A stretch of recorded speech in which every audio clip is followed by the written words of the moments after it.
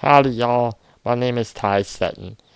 First and foremost, I would like to thank Dr. Culbertson for having me as a guest lecturer and to have this opportunity to share with the class the importance of values and identity and how they have influenced and impacted my life, both through the lenses of my time as an undergraduate and as a graduate student here at Texas A&M University. So, a little bit about me. Well, I had the honor of obtaining two prestigious degrees from the Department of Agricultural Leadership, Education, and Communications.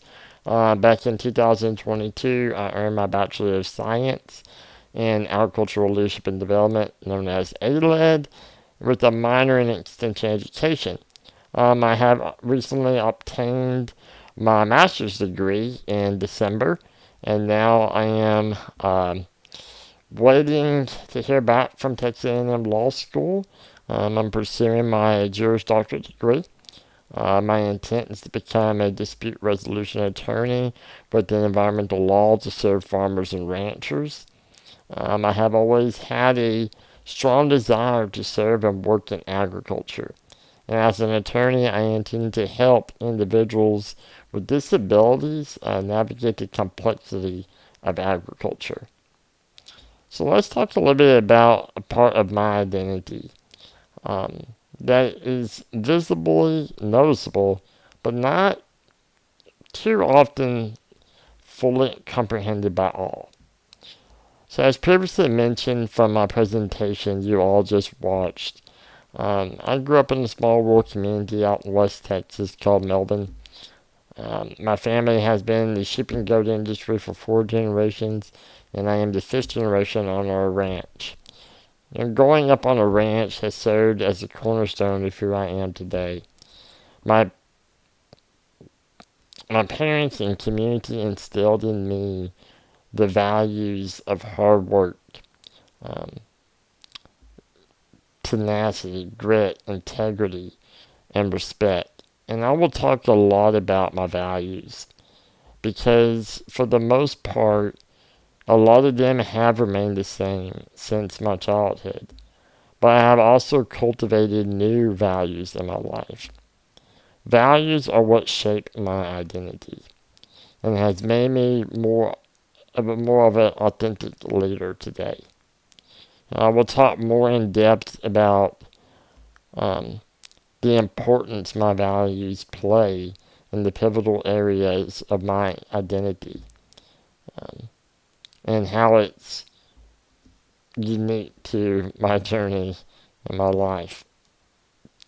So, what makes me a little different or makes me unique on my journey is that I'm a little bit different than most Aggies with an agricultural background. Um, you know, my journey is with this disease called spinal muscular atrophy, or abbreviated for short for SMA type 2. It's a rare hereditary neurodegenerative disorder. Um, it's a progressive condition which is unpredictable, impacting individuals in various ways. It stems from a deficiency in survival motor proteins, leading to a relentless decline in muscle function. It, res- it results in often pronounced weakness, um, mostly in mostly seen in people's limbs and throat and speech, um, and significant muscular atrophy, um, which is noticeable mostly in my arms and my legs. But despite my limited strength, I never allowed my disability to predict my capabilities or desires I wanted to do. I grew up on a ranch. I learned how to become adaptable and resilient. I enjoyed helping my parents work the land and livestock. I enjoyed engaging in recreational activities, such as hunting whitetail and axes and still shooting targets with my adaptive shooting equipment. I was bound and determined to Never allowed my disability to predetermine what I was capable of doing or how I should live my life. I was the I was an innovative, adaptable, um, observable, a go-getter type of little kid. Um, I was bound with courage to always find a way, even when it seemed unsurmountable, difficult. To live my life to the fullest. I've learned to never settle for maybes or impossible answers unless I have exhausted my capabilities of trying to find a solution to experience that area of life. So let's talk a little bit, switching gears for just a moment, about the importance of this lecture.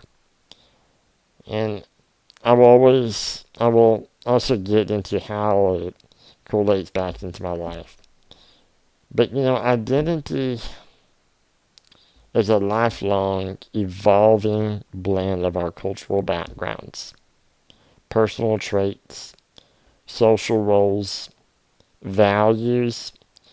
I'm going to talk a lot about values, and lived experiences, all shaped through family, community, and the environments we move through.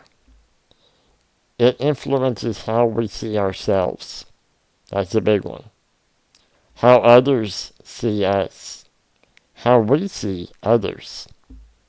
And how we communicate and belong in an increasingly interconnected world. Reflecting on identity helps us understand the forces that shaped us, recognize our biases, and appreciate the complexities within ourselves and others. This kind of reflection is not only essential for personal growth, but also for building empathy, reducing harmful assumptions, and creating a more inclusive environment. When we understand our own story, we become better equipped to honor the stories of others, to learn from them, to embrace them, challenge inequities, and contribute to a world where people feel seen, valued, and respected.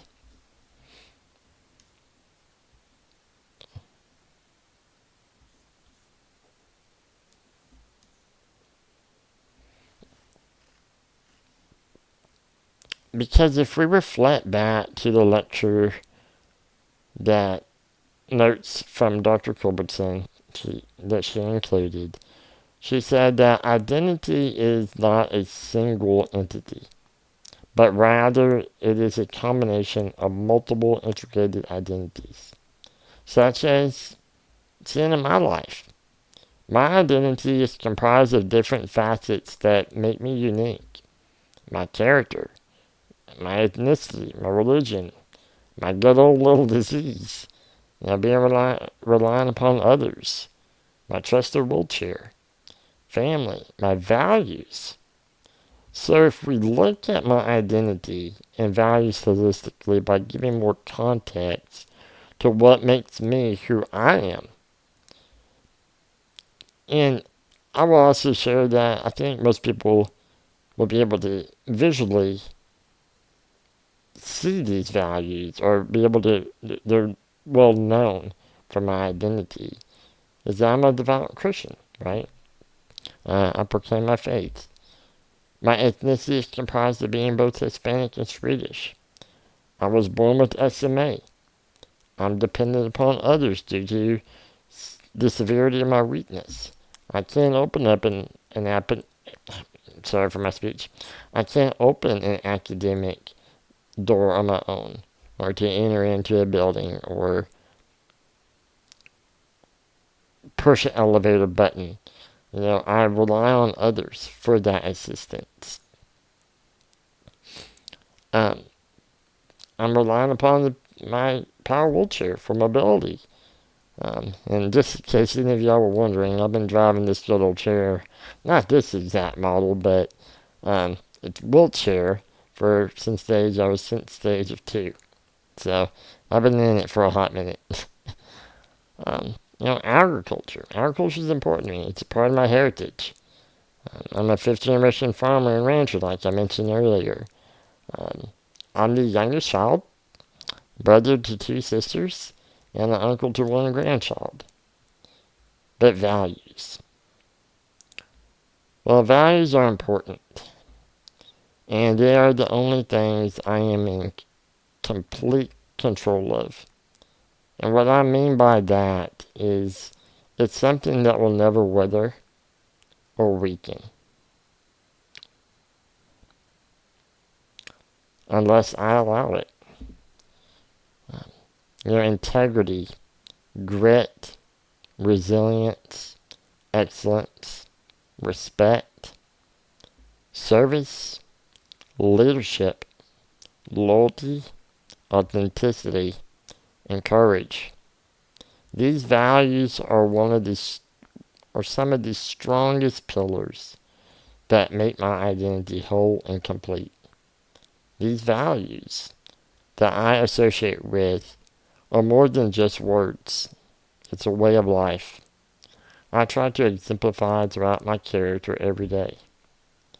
My life consists of a lot of uncertainties, such as whether I will have the strength to complete a simple task, or whether I will lose function entirely. Like our grandparents used to say, or even our parents, your word is your honor. Now, I take that literally in my life. The way I live my life through my values and my word to others will always be honor, because it is something that I can remain in complete control of for eternity. So it means something to me. It's part of who I am. I'm a first generation Aggie,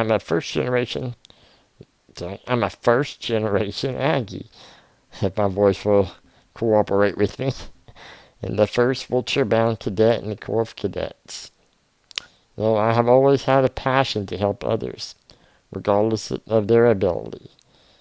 Exemplifying the value of respect and selfless service in my leadership, it allowed me to see things differently through someone else's lens. It made me more attentive to others' needs. And I have always been the type of individual who never took the answer, well, that's impossible, or I do not think we can do this/that, right? For me, responses like these that impacted me or others are not enough. I am always the sort of individual, since my childhood, who challenges the status quo by making the impossible possible.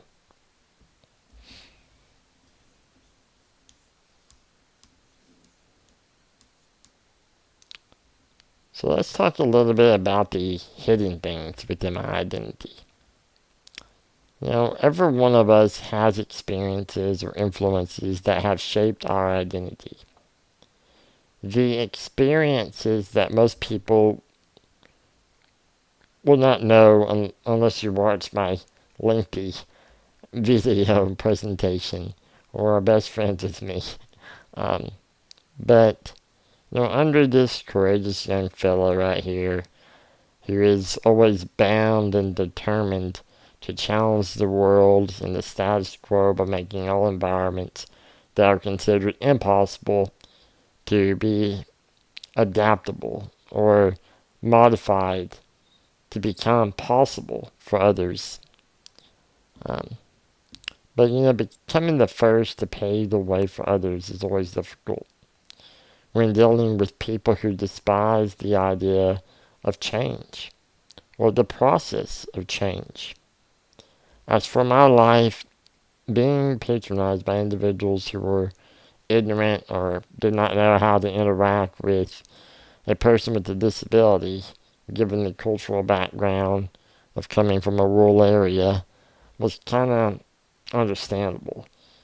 Though annoying at times, especially when you get older. But at Texas A&M University, I experienced the good in people who were open to new ideas and wanted to get to know me for who I was. Then I encountered individuals who saw me as disabled. And oh my God, I hope he doesn't get assigned to our group.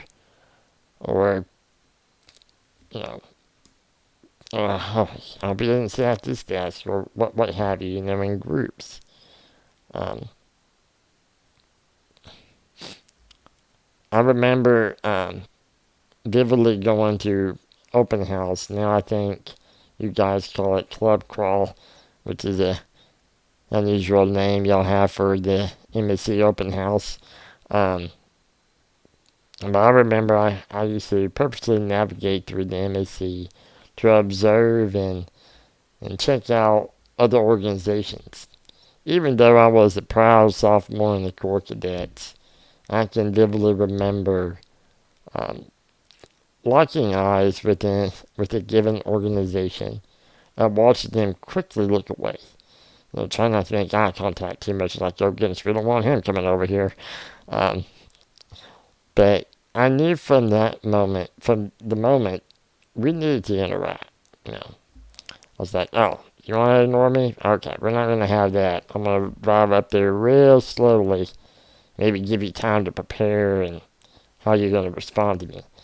So I'm going to drive up there to their table, and of course, none of them wanted to speak to me, so I had to engage first.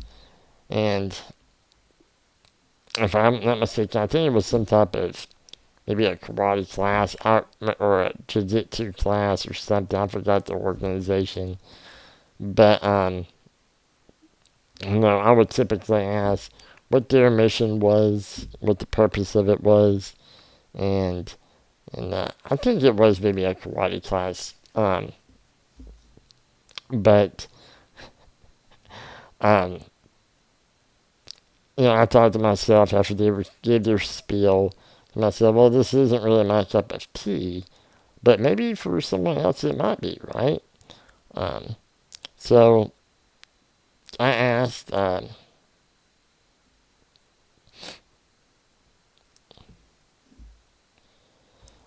sorry, somehow I take a little break because of my voice. It gets a little tired at times. Um, so I thought to myself, well, I'm going to ask them and see, how they modified their activities within this organization for individuals with mobility impairments. Well, I wasn't really surprised, but they had no idea. They were like, well, I mean, we can't tell you no. I mean, if you want to join, you can. I'm like, absolutely, I absolutely can join. You can't say no. Um, but I didn't feel the respect. I didn't feel the value of loyalty. It was more of, well, we can't say no to you, but you didn't feel wanted. Um, and I think that's where a lot of the organizations were. But, relating this back to the lecture, and I'll try to stay on track. I know I try not to deviate off, and I don't want to make this another hour and a half presentation for you guys to watch and have to write an assignment on. So I'll try to refrain and keep an eye on my clock here. So by relating this back to the lecture, my identity is also a factor of the uncontrollable circumstances that impact my life, which is my disability, right? Other people's identities that are unfamiliar to or not associated with identities like mine are more often unwilling to engage or be inclusive towards others who are different from them because it's scary. It's filled with uncertainties of how to talk to them or what if they ask difficult questions like I did to that poor organization. How do you modify your activities? What if someone's visually impaired? What if someone's in a wheelchair? Those are difficult questions, but they're they're needed, um, and totally valid, in my opinion. But you know, which is completely fair, and I understand that. But as for myself and for others, all we want is for people, and I imagine for even for yourselves, do you want people to view you for who you are by getting to know you? I want people to get to know me for who I am, not my wheelchair or my disease. Because in all fairness, I am quite uncertain what my future holds. And it's my identity, right? Another example to speak on behalf of um, being ostracized and verbally belittled and uh, experience privileged ableism could be alluded to the experiences I had in the Corps Cadets, right? Um, you all recall from my presentation. I'm not going to go into every single example because I talked about it pretty heavily in my speech. But I spoke about the crude interactions from former older ads who were affiliated with the Corps to some extent, as well as my interactions with a few cadets. Um, you know, but though the Corps challenged me both physically and mentally, I never regretted joining it. It made me strong. It made me a stronger individual. It allowed me to see and view individuals within a given environment who despise change, respond to those who disrupt it, who disrupt their traditional view of what the Corps should be, right? And I'm going to see that within every environment that I proceed in. So to me, the experiences I went through are invaluable to me. It made me stronger. It allowed me to practice my leadership within that given environment to prepare me for my future career. Throughout my time in the Corps, I often reflected on the campusology, and I know I talked about it in my speech, that, every freshman was expected to memorize. And if you're wondering, well, what's campusology, Ty? Well, for the cadets in this course, you know exactly what I'm talking about. But for those of you who are not in the Corps, campusology is basically a history of Texas A&M that freshman cadets are expected to memorize and to know and to live by, to carry on, to carry forth during their time, or carry the torch, rather to say. Um, but one of my favorite campusologies was Governor Cook's advice. To the students, let your watchword be duty, and know no other talisman of success than labor. Let honor be your guiding star in your dealings with your superiors, your fellows, with all. Be as true to a trust proposed as the needle to the pole. Stand by the right, even to the sacrifice of life itself, and learn that death is preferable to dishonor. This advice alludes to one's values, alludes to your character. How do you live your life? What's your why? What are you focused on impacting in the future? My why is to make the environment a better place for those who come after me. But it required me to live my life with honor. It required me to foster my character in such a way that others want to follow. It's a part of my identity.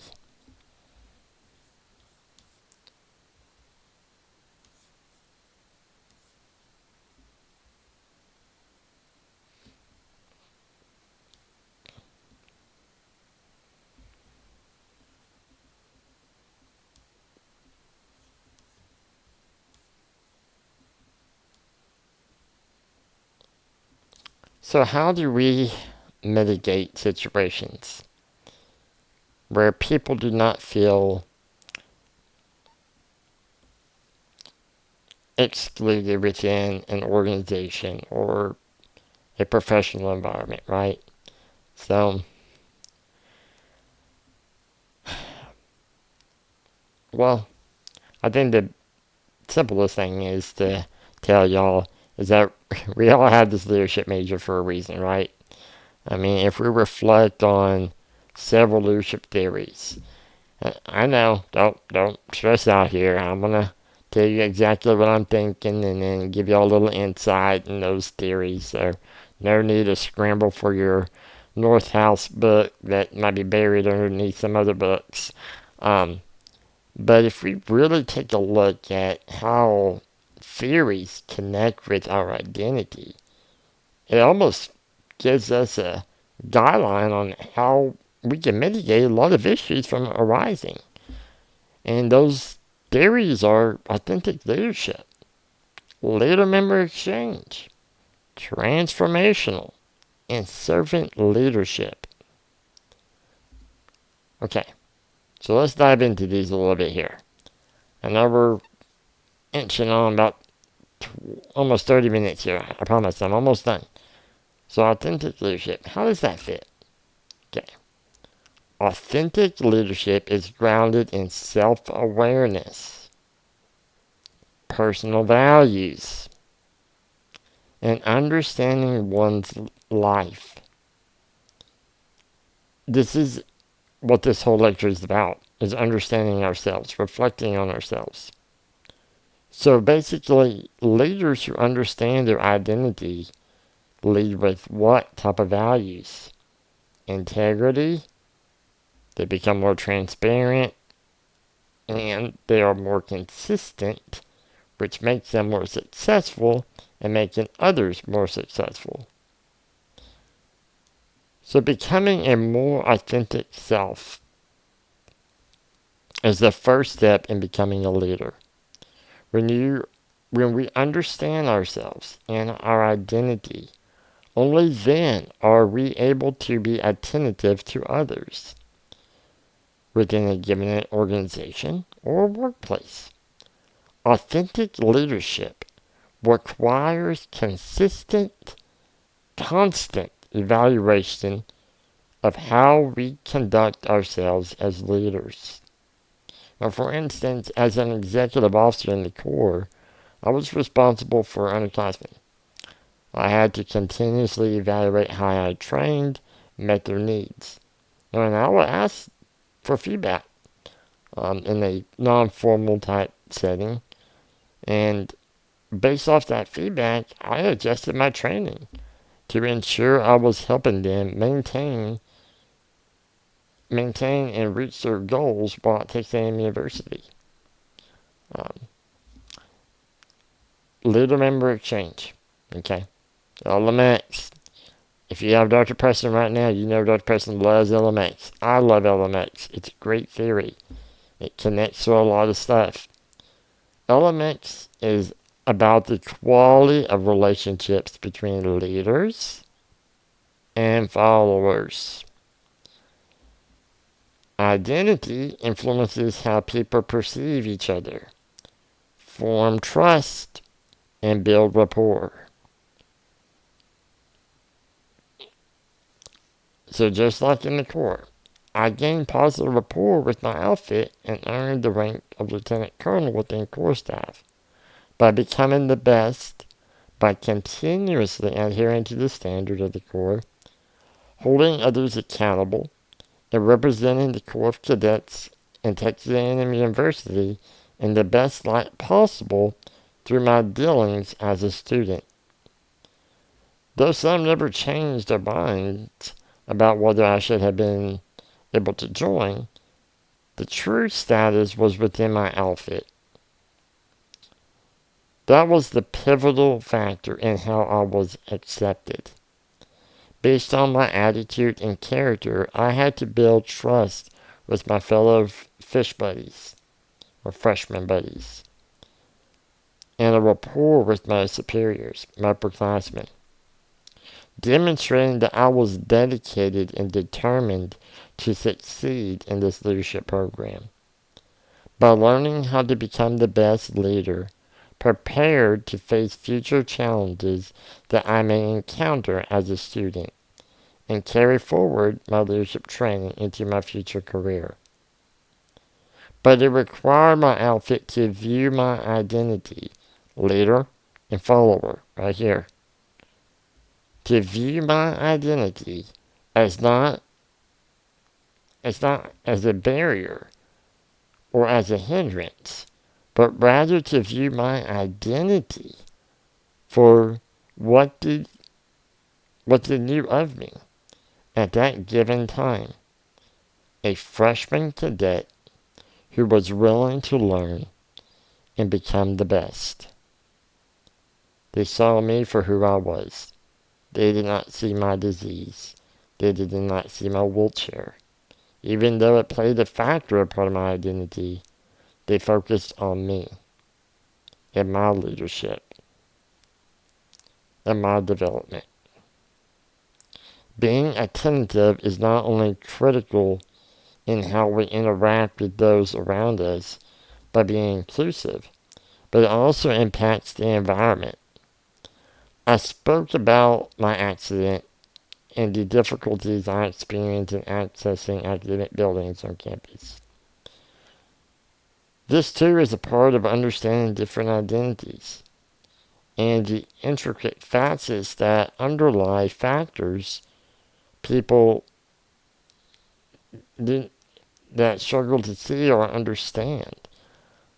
The standard ADA is becoming more and more non-compatible with ever-evolving disabilities such as myself.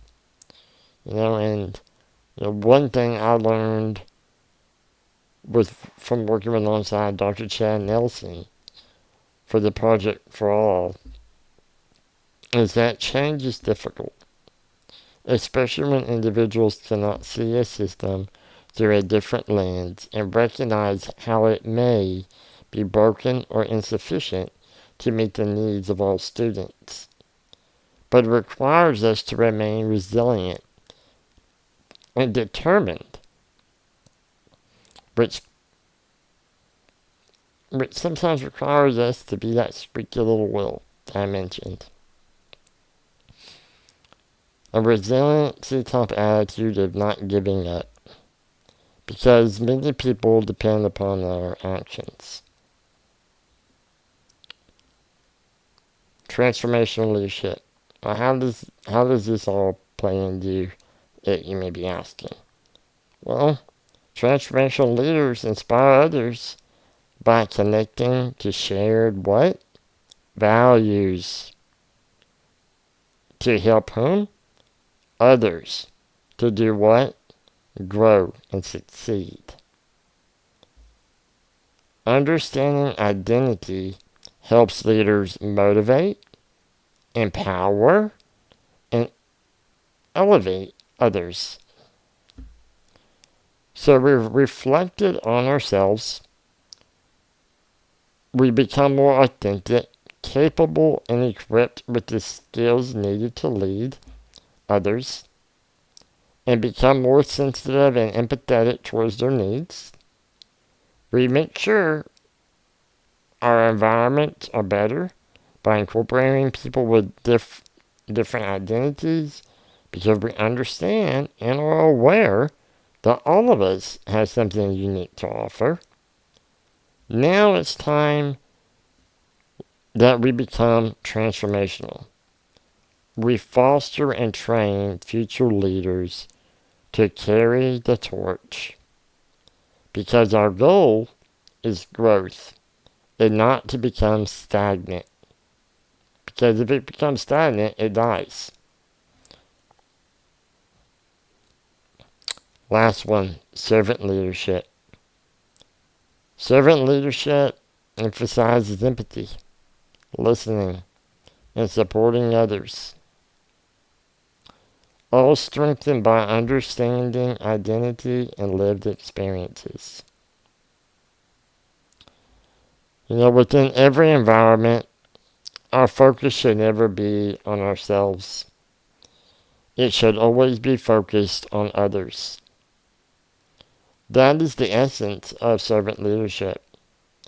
Everything is correlated together, but it starts with ourselves becoming more authentic, and knowing ourselves is a critical factor within our success, and most importantly, in the success of others within our future.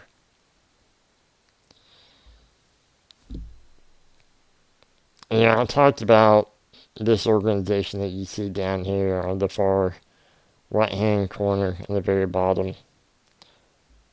And I'm going to talk about them again. Um, it's the first organization I have witnessed and observed exemplify these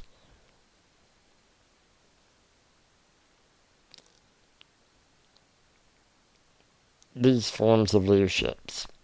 And this form of leadership of being authentic, positive, and embracing positive leader-member exchange, being transformational, having a transformational type attitude, and having a servant leader mindset.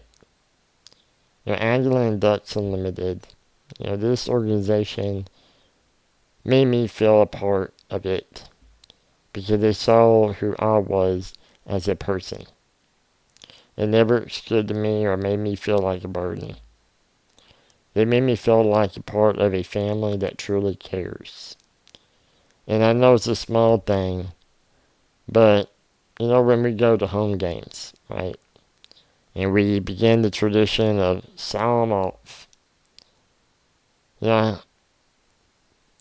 I have never been able to extend my arms, much less pick them up to grab a glass of water or grab a burger from the Chick-fil-A line. So I never was able to extend my arms around my friends during that tradition of psalm off. So I sit there, just as you see in these photos here, my arms together, my friends around me. This group right here did something different. They put their arms around me, and we swayed the best way we could. That brings everything into perspective. It brings meaning to the values of Texas A&M. This is how traditions are meant. This is how traditions are meant to be embodied.